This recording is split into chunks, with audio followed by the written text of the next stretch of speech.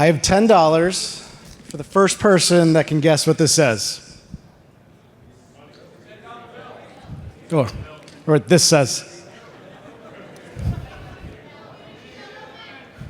Wonderful guess. However, the reason I show this is context matters, right? Everything that we do within cybersecurity, context matters. There's so much data, how do we dive through it? Our environments are unique to us, so understanding our unique context. Now that we're friends, we've had a good laugh. My name is Kevin Bartlett. I work for Horizon 3. We're one of the fastest growing cybersecurities in the world, and we're born out of the United States Department of Defense Joint Special Operations Command Unit. We were built by a lot of people in the intelligence community, as well as former nation-state hackers. In what we do, our goal is to empower organizations like yourself to use offense to inform your defense. Use that offensive mindset, like sports teams scrimmage with one another, being able to scrimmage with ourselves, test our tooling, etc. Now, whether your team is small and your network administrators are also your security teams, or you have large red teams that are world-class, are able to leverage the offense to inform defense to help strengthen the security posture of their organizations. So you're probably thinking, great, another better mousetrap of doing a pen test, right? We are a little bit different. So within Horizon 3 Node Zero product, we allow you to continuously and autonomously pen test your network and infrastructure anytime you choose, 365 days per year, truly unlimited. So from that aspect, a better mousetrap. But now that you've done that, we've achieved context of your environment. Exploitability does not equal vulnerability, or vulnerability does not equal exploitability.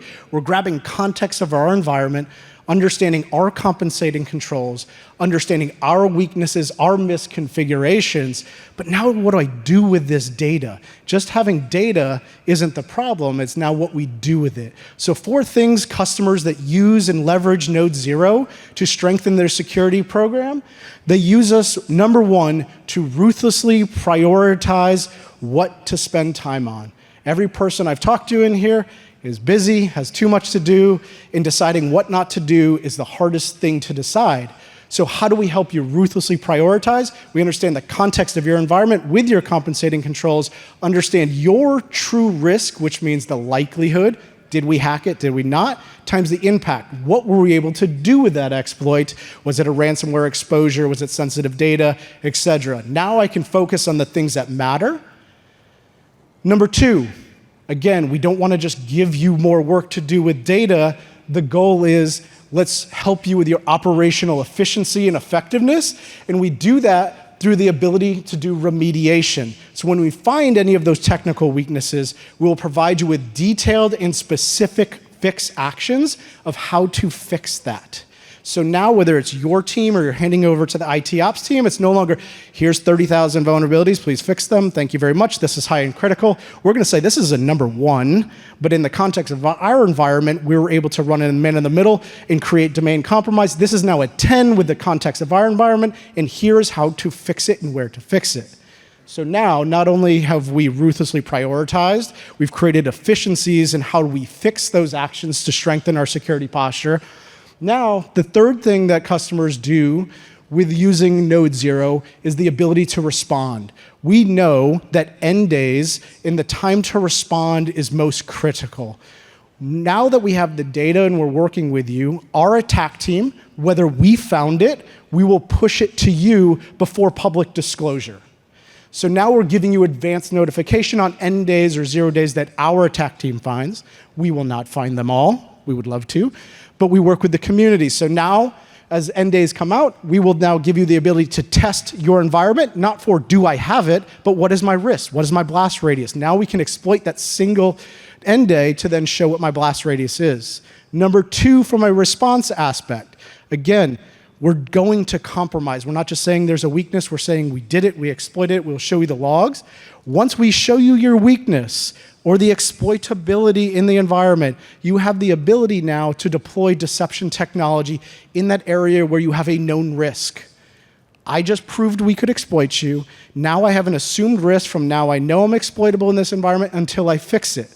We will put a Ring camera specifically there so you can have advanced eyes on it until your team has the ability to fix that. Again, allowing you to respond rapidly. And the fourth thing is validate. You spend hundreds of thousands, $1 million on your tools. How often are you testing them? Did you know we just deployed a rat on your EDR? The EDR is fantastic, it just might not be configured appropriately. So we don't know unless we're testing it.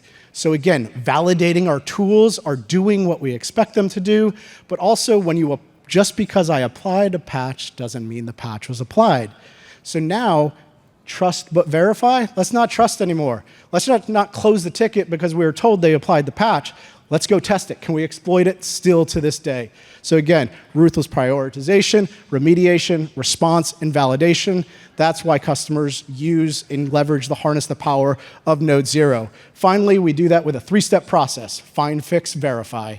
Find is not just weaknesses, it's misconfigurations, product defaults, open source intelligence to give you that true blast radius and understanding of the context of your environment. And finally, this is my favorite visual representation of how we do it differently. A manual pen tester is typically limited by the hours and the scope in which you have provided to them. So they need to have a full, extensive report. If you follow the top path, great, they got domain compromise, they got their action objective, they need to go to the next thing to go put more things on your report if you're only doing a once-a-year pen test. Because we use software, we will find as many paths of compromise, so now we can help you ruthlessly prioritize what to fix. So in the middle, there's a weakness. If we eliminate it, it will eliminate 4/5 of your paths of compromise, therefore allowing your team to focus on the things that matter, ruthlessly prioritize, and make sure your organization is more secure by using offense to inform defense. Again, my name is Kevin. I'm with Horizon 3. We're right out this door if anybody would like to talk to us. I would love to introduce the man of the hour, Mr. Phillip Wylie. And as he walks up, before I give him the mic, he has a few books, and he will be signing them until they run out after this presentation. Thank you. Thank you. Do you need this? Introduction, Kevin. Sounds like a great product. I'll take 10 of those. So good afternoon. I hope everyone's enjoying the conference. This is my first Triangle InfoSecCon. I'm pretty blown away. I've been to some other ISSA conferences, and this is like a legit conference. I mean, it's amazing, the turnout, the level of speakers, and the food and everything else has been great. So hope you're enjoying the conference, and I hope you get something out of my presentation. So the title is Optimal Offensive Security Programs. So this talk was inspired by one of the organizations I worked at. I was a red team lead in the organization, and sometimes when you work in a certain area, IT or security, you take for granted that people know what you're talking about. And we see that a lot when we're communicating with the board in different business groups, that they don't understand that, so we need to be on the same page.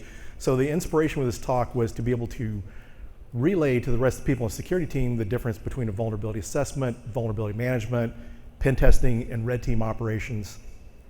And it was kind of interesting. One of the things that didn't really come to mind, I really didn't realize until the first part of this year, was I knew the people in the organization didn't know the difference between a true red team, and then I come to figure out later on, it was actually the CISO didn't know the difference, because I got hired on to run a red team, build a red team, but we were just doing a bunch of pen testing. So the person I thought that knew what it was really didn't, so it was interesting. And I've got a single slide in here that was just like the slide I created at that organization to show the difference between the different assessments. And this information is important because whether you're working on the blue team or you're hiring pen testers or working with pen testers, it's a good idea to be on the same page. Some terms are used interchangeably, and as long as you understand the different versions of that, it's going to make you a better consumer and make it easier for you when you're working with offensive security teams.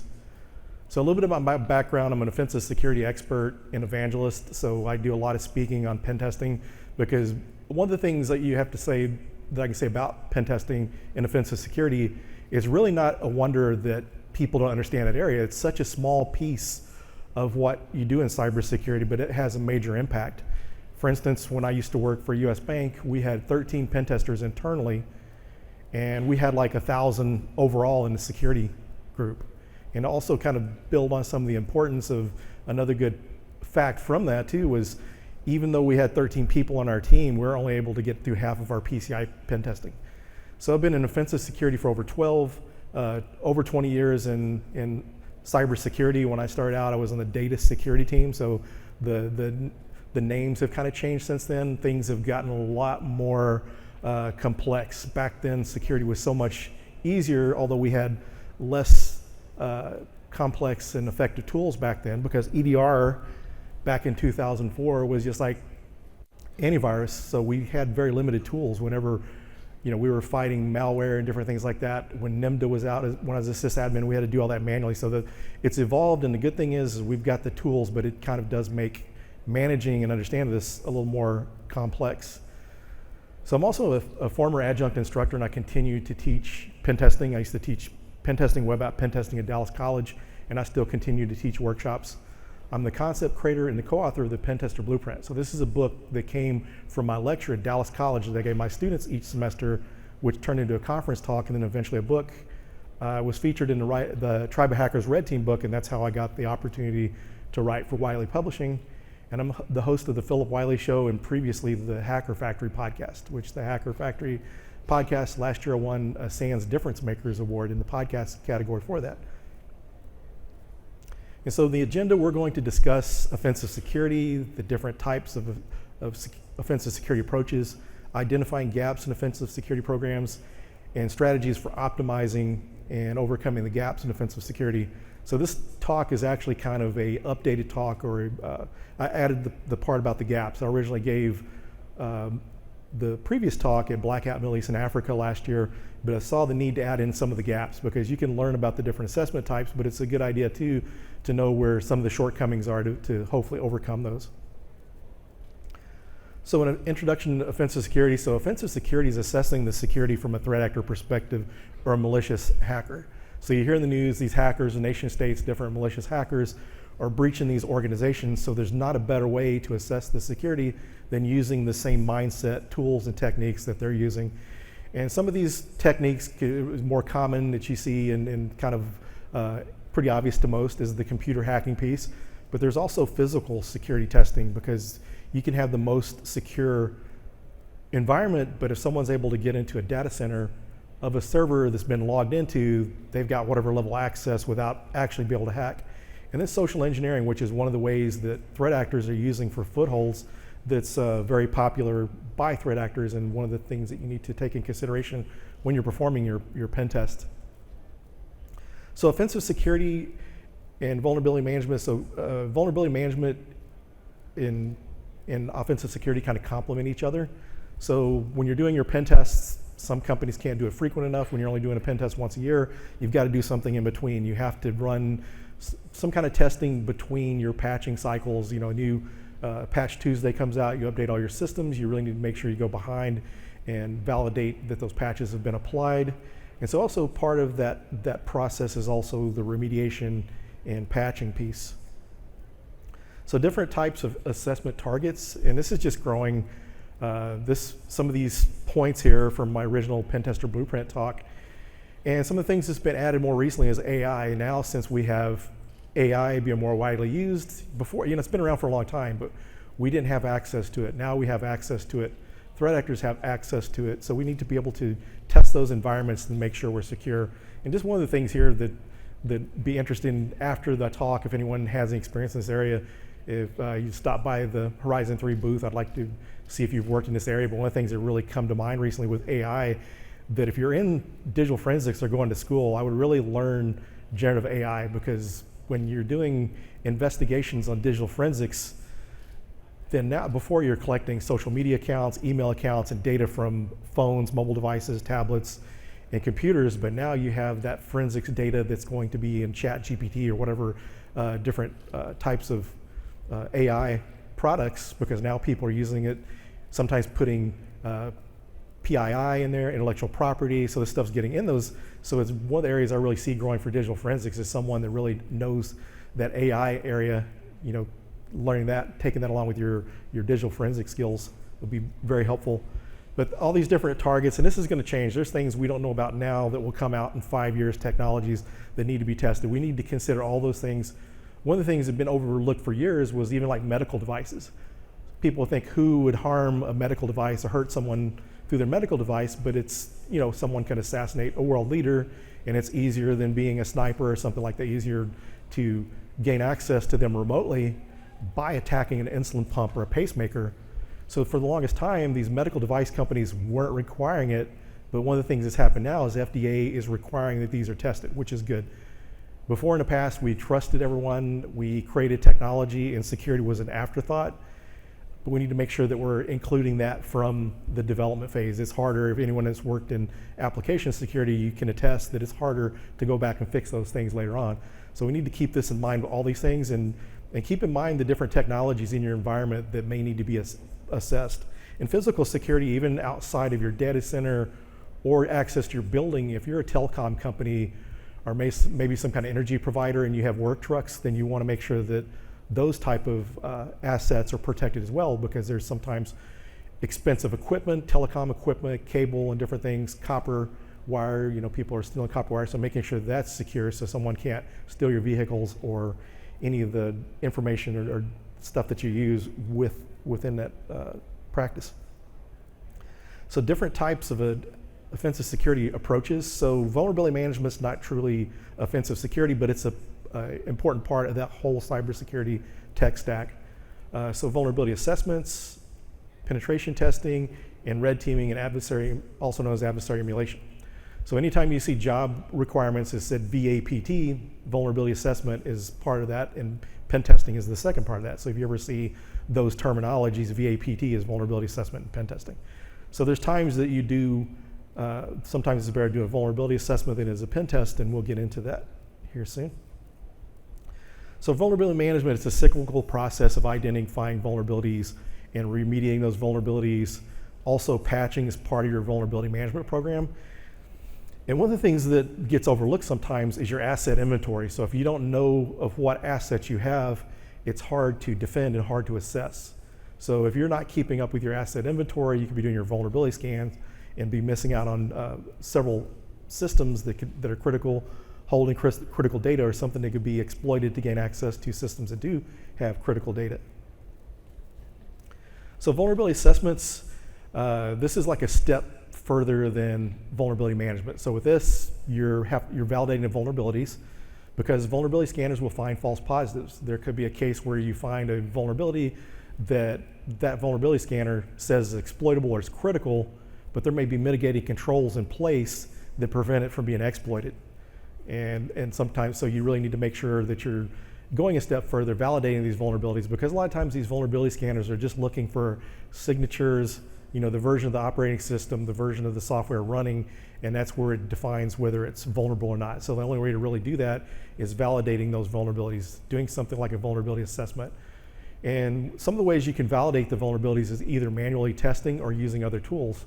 In some cases, organizations or consulting companies will use two vulnerability scanners. So they'll run Nessus and then like OpenVAS or something like that, because there's times you may find a vulnerability with one scanner that the other one doesn't detect. And I had an instance where I was testing an online retailer, and I was doing an on-site pen test, and I found something in their organization that Rapid7 Nexpose didn't find. I was using Nessus. And that's not to say one's better than the other, it's just sometimes they'll find certain vulnerabilities sooner than the other one does. They add those CVEs sooner to that scanner. So also one of the things you're doing is some of the tools you're using is some other hacking tools, but we're not at this point doing any hacking. Nessus has a lot of auxiliary modules. Nmap does too as well, that you can look for vulnerabilities and do further testing. Like one of my favorite tools within Nmap is the NSE script called Vuln.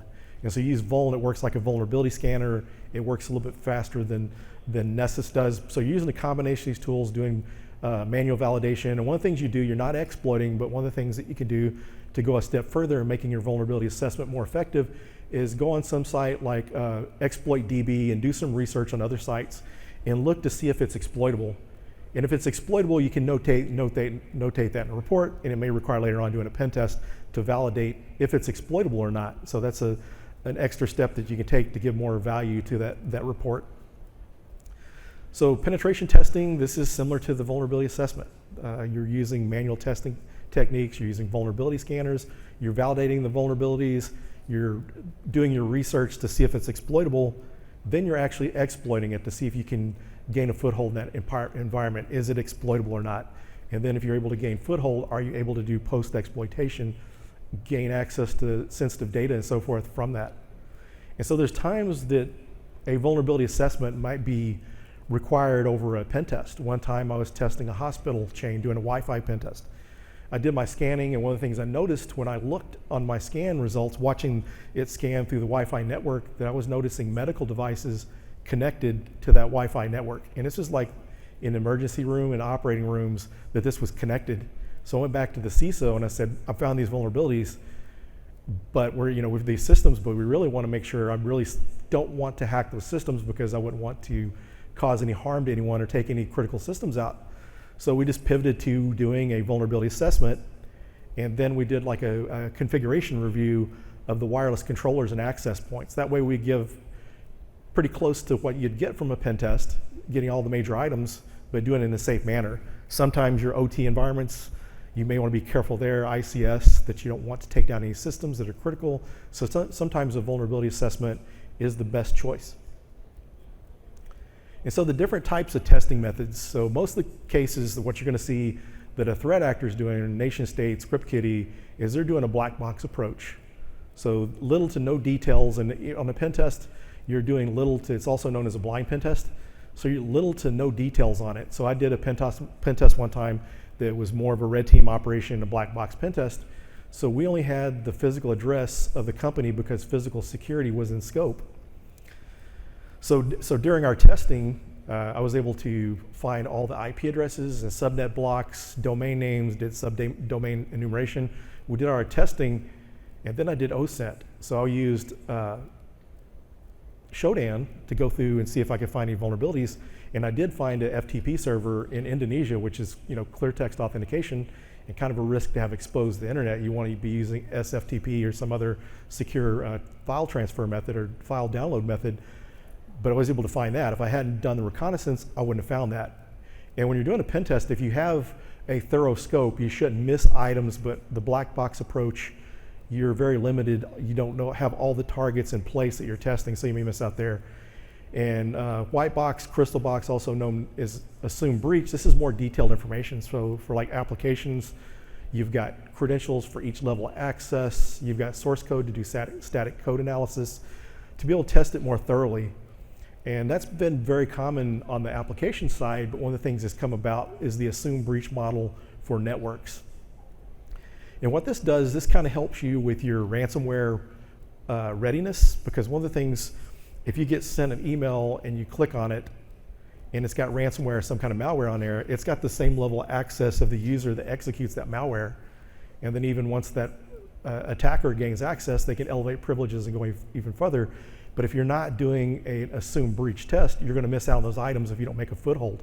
Traditionally, companies would go in, do a pen test, doing a black box approach. If they couldn't gain a foothold, then they'd write up the report, and it looked like the company was really secure, but it didn't take in effect ransomware, insider threats. You hear of nation states implanting people within organizations to steal intellectual property. You probably heard recently, not long ago, KnowBe4, they were infiltrated by people from North Korea that was actually working for them remotely in organizations. They had all these laptops set up in one place. You hear of hardware manufacturers that other nation states implants their people within that organization to steal that intellectual property. Once you have authorized access, it's easier to gain data, so it makes it easier for threat actors. And so this is a very worthwhile approach to use. I think the first company I heard using that, but I don't think they were the first, was Red Siege. And like I said, a lot of companies going in trying to do that initial foothold and not getting in. And gray box is kind of in between. Gray box is kind of the terminology can kind of change here. You can have a black box pen test with a defined scope, so you have all the IP addresses in its well-defined scope. And the benefit to the white box or gray box is having that complete scope. Otherwise, you may miss out on assets. You may totally miss things, and you don't want to do that, so you make sure you have a complete list of assets that you're wanting to test within that. And a good approach to take too is if you're doing a pen test, start out with the black box approach. Try to hack in like a threat actor would. If you can't gain access, then go to an assumed breach model. So red teaming, this is the process of using tactics, techniques, and procedures, or TTPs, that a real-world threat actor would use. A lot of cases you're using like MITRE ATT&CK to look at some common TTPs that the different APT groups are using. A good way to test that is look at the industry you're in. Find the type of threat actors is targeting your industry, and then perform your red team operation based on that. So red team operation varies, the true definition varies from a pen test. With a pen test, you're looking for all the vulnerabilities that are exploitable, exploiting all those and trying to do post-exploitation. With the red team operation, you're going in unannounced. There's a control group, usually the CISO is a member of the control group, maybe someone on the board or different management that know about this, so that way they know it's not a true breach. And one of the best outcomes of one of these types of tests was this company had an incident response company on retainer. So if they were ever suspicious that they're being breached, they would bring in this company to investigate, try to contain, and remove the threat actor from that environment. So this red team operation's going on. The blue team manager calls up the CISO and say, hey, currently looks like we're being attacked. We brought in the incident response team to detect that. So maybe the red team did get a foothold, but that's an A+ on your credit card, on your report card, because you were able to detect it. Part of red teaming is also testing the blue team. You're testing the response, not only just the technology capabilities, because that's where pen testing is mainly the technology people if you're doing social engineering, but it's a good way, you think about incident response plans or incident response exercises, and or actually doing your business continuity type of tests and disaster recovery. You test those, you test your backups, you test your recoverability, but one thing people don't think about sometimes is testing your incident response plan. That's what a red team exercise does. So you're testing the people, the technology, the response, and along with this, you're testing all those items, and you're picking like one entry point. You're finding one way to get a foothold in. With a pen test, you're looking for multiple ways, and you're trying to emulate threat actors. You can use MITRE ATT&CK, and then you can also get more creative and find different attacks and chain together, create your own TTP to do during the testing. So one of the things to make sure, I mean, you see a lot of vendors that will call their product or what they do red teaming, but that's not true red teaming. The thing is you just need to understand what you're communicating. Do you want an adversary emulation, or do you want a pen test and understanding and be on the same page? That way, if you're talking to a vendor, that you're not getting the wrong thing. The company I worked at that didn't understand the different types of offensive security assessments, we had a director there that wanted a red team operation done against the SAP app. You don't do red team operations against applications, it's against overall infrastructures and people. It's not, so understanding you can end up paying a lot more for assessment and not getting out what out of it that your goals are, and so you want to make sure that you're on the same page. So here's the slide that I was talking about that I created for the organization. And so you see some similarities across all of it. So you're doing some kind of discovery across all of it.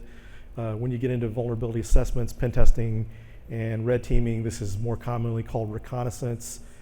During your reconnaissance, you use open source intelligence, but asset discovery on the vulnerability management side, this is using tools like Axonius to discover what all's in your environment that needs to be pen tested, and just keeping an inventory of it.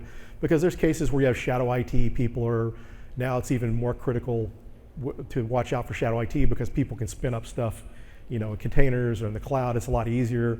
At one time back when I was in IT, you had to have physical hardware, bring it on site, you had to install operating system. Now you got someone in marketing could go to Amazon Cloud or whatever, or Azure, and spin something up easily. So you need to make sure you're doing that asset inventory. And once you have that complete inventory, you keep that up to date, and then you do your vulnerability scanning. And then once you've done your vulnerability scanning, you remediate and repeat that process. And also patching is part of that process. So vulnerability assessments, you're doing your reconnaissance, vulnerability scanning, manual testing, and vulnerability validation. So this part we haven't got into the exploitation piece, the hacking. And then the penetration testing, you're taking it one step further and trying to see if you can do any exploitation or post-exploitation. And then red teaming, you're trying to go undetected. Sometimes there's misconceptions about pen testing, saying that you're supposed to go undetected. There's some cases where you may try to do that for a limited time, But pen testing is also referred to as a time box test. You're so limited on time. And that's going to depend on whether you're doing that from an internal resource or consulting company. When I was consulting, we may have 40 hours to test an environment, whereas an internal resource, we had 4 weeks. And that's a lot of difference. With the 4 weeks, you should be able to do more testing. So you're just so limited on time, you're really not worrying about the detection. You're just trying to thoroughly test that environment. With a red team operation, you're trying to emulate a threat actor, so you're trying to go undetected. So your reconnaissance methods require you to be more quiet. You have to kind of avoid things like vulnerability scanners because you will typically get detected. But one of the things with the detection is not all the case, and one of the things to kind of show people you really need to tune your endpoints to make sure you're detecting these things. Because I did the pen test I was talking about where I found the SFTP server in Indonesia. We went on site to do the physical pen test. Once we got in, we had 1 day to complete the testing. So we weren't really worried about being quiet. So I was running Nessus, I was running Responder, all these different tools in the background that should have been detected. Was able to exploit one of the systems, and people think sometimes that you don't still see XP in Windows 2000. This was in 2018, but XP was still in the environment. It was a chemical company. So I was able to exploit that system and gain a foothold, create an account on that system. So that company, an interesting thing was they had a really knowledgeable CISO. They were constantly training their employees.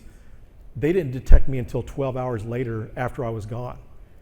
And so this is one of the importance when to do things to try to work on your detection to make sure you're detecting these things, because you can have all the best of class tools, but if they're not tuned right, you're going to miss out a lot.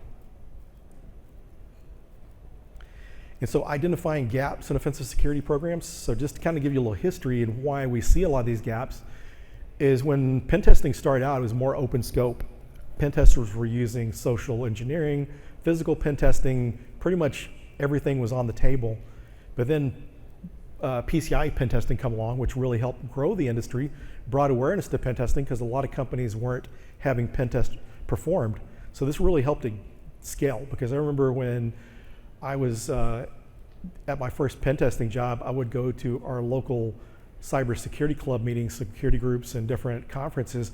I would go there. There may be only 2 other pen testers there, 2 or 3 other pen testers. But now in Dallas, you go to events around there, there's quite a few. So the compliance industry really helped drive the growth for pen testing. But one of the things it also did is it opened up a lot of gaps, because these different pen testing types weren't being done. So things were being missed, environments were being missed. So some of the limitations is assessment frequency. So pen testing, a security posture is a snapshot. It's a time box approach.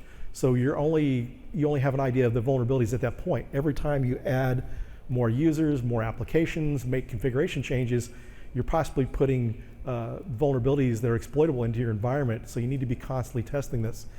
And a good story I like to share for the reason for frequent pen testing, one of my consulting jobs, we were doing a pen test for this company. Fortunately, they had a 90-day retest.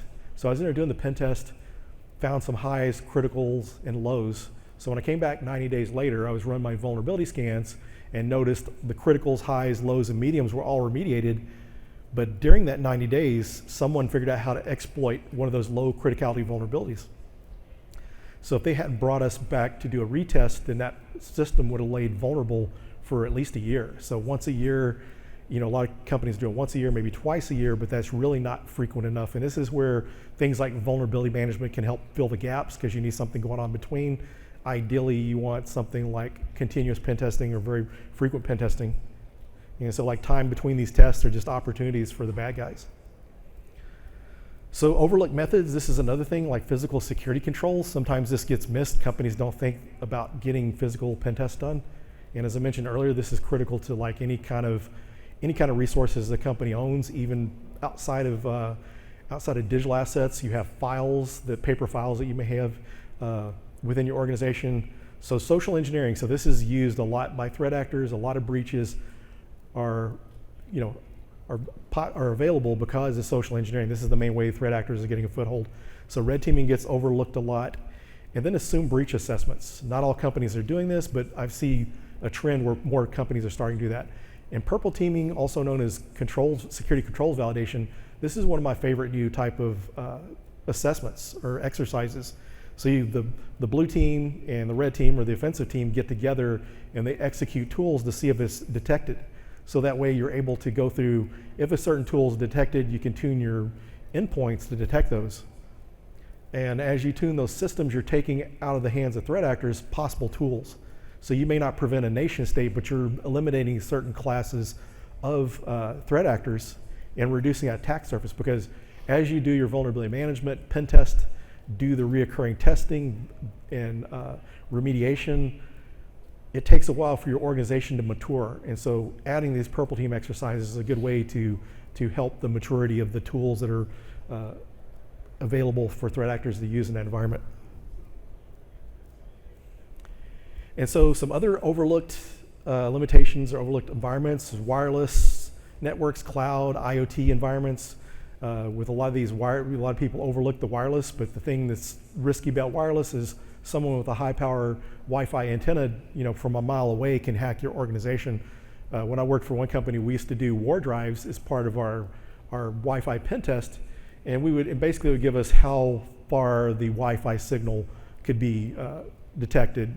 And the antennas I was using wasn't super high power, but I could pick up Wi-Fi signals from half a mile away. So there's even more powerful antennas you could use, but we kind of finally got away from that because we really figured if your Wi-Fi is accessible outside of your environment, it's going to be a risk no matter how far, because someone can pull up in your parking lot or use a high-powered antenna and gain access, or either set a drone on top of your environment with a Wi-Fi network card in it and do reconnaissance. And cloud's another area people look at, because especially the risk of the cloud itself, you want to protect that data, but when you're doing a hybrid environment, sometimes people could, if you're using Azure, it could be leveraged to gain access to your internal Microsoft environment. So strategies to overcome gaps in offensive security. So one of the main things is increase pen test frequency. So you see a lot of these options out there that are continuous pen testing or more frequent. The continuous is really your best option to be continuously testing.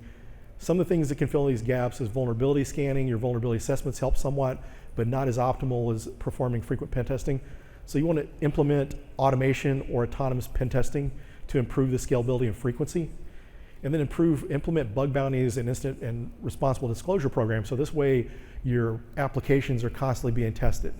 Because one of the things this brings too is you may be having annual network or annual application pen tests done, but the good thing about bug bounties is one of the ways I like to describe bug bounty compared to pen testing. So bug bounties are crowdsourced pen testing. And one of the things you'll find with bug bounty hunters, they don't get paid unless they find bugs. If you're a pen tester, you're going to get paid regardless. And most pen testers try to find vulnerabilities, but the bug hunters have to try harder. One of the ways I describe the kind of ways to describe it is if you think of someone that fishes for sport compared to someone that fishes to feed themselves. The person that has to feed themselves by fishing is going to be a lot more successful, because the person that is doing it for sport, they're going to go home and eat a steak if they're unsuccessful. So this is the same thing with the bug hunters, and you're having pen tests done 365 days a year, however long you're letting the bug bounty run. You've got hundreds of thousands of security researchers, and they specialize in certain vulnerabilities. So someone might be really good at cross-site scripting or SQL injection, and that's what they focus on. And they're even using automation. So any of the bug bounty programs they're on, they're feeding into their system that's constantly scanning, doing their reconnaissance. And when they get up the next day to start their bug hunting, this information is collected, and they can start digging deeper on that, trying to find vulnerabilities. So this is kind of a really good thing to add, and then having like a responsible disclosure, so that way if someone finds bugs, they can report it. Some researchers are kind of scared because companies will try to sue them. Even there's been some companies with responsible disclosure and they got hacked. Like there was a drone company that this happened to. Fortunately, it worked out. The security researchers didn't get sued, but they had a bug bounty. They found some bugs, and sometimes organizations don't want these bugs revealed, but you really want. I mean, they did a responsible disclosure. They didn't show it, release it to the public. It was internal, so they did it responsibly.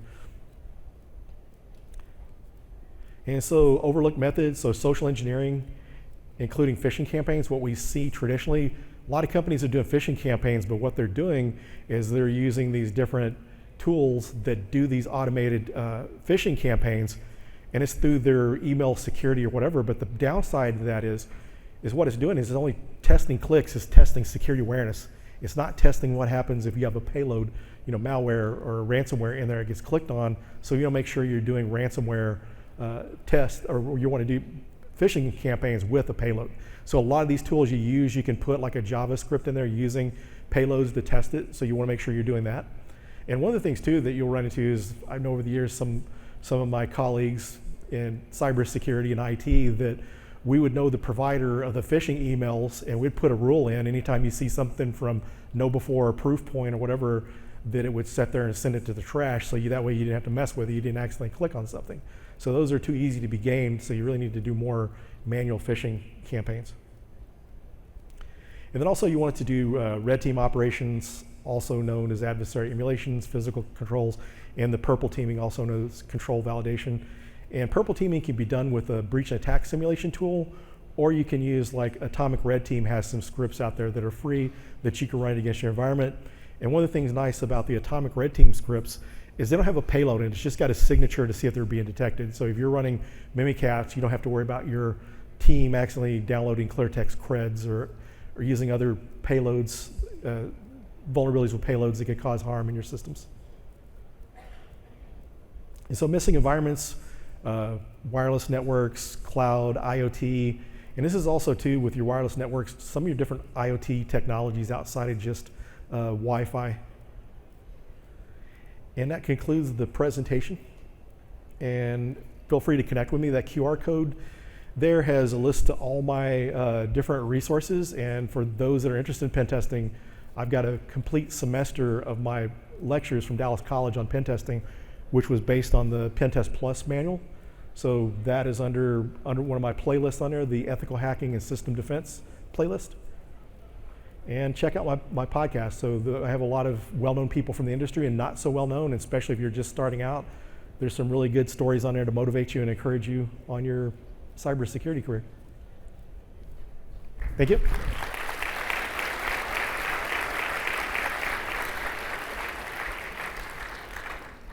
Anyone have any questions?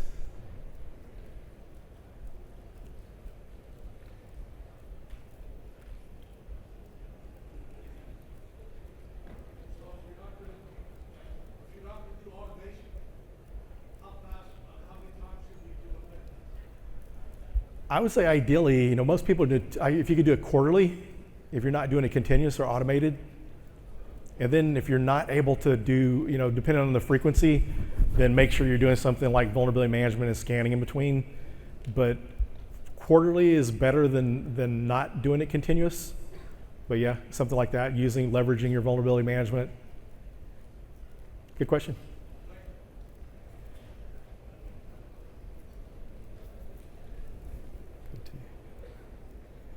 Anyone else? Okay. Go ahead and get a picture. So if you can't think of any questions, you can come by later. I'll be hanging out with the Horizon 3 folks, and also we're giving away copies of my book. So I'll be giving away copies of my book over there. We got a limited amount, so if you're going to stop by there, we'll be giving out the books. Thank you.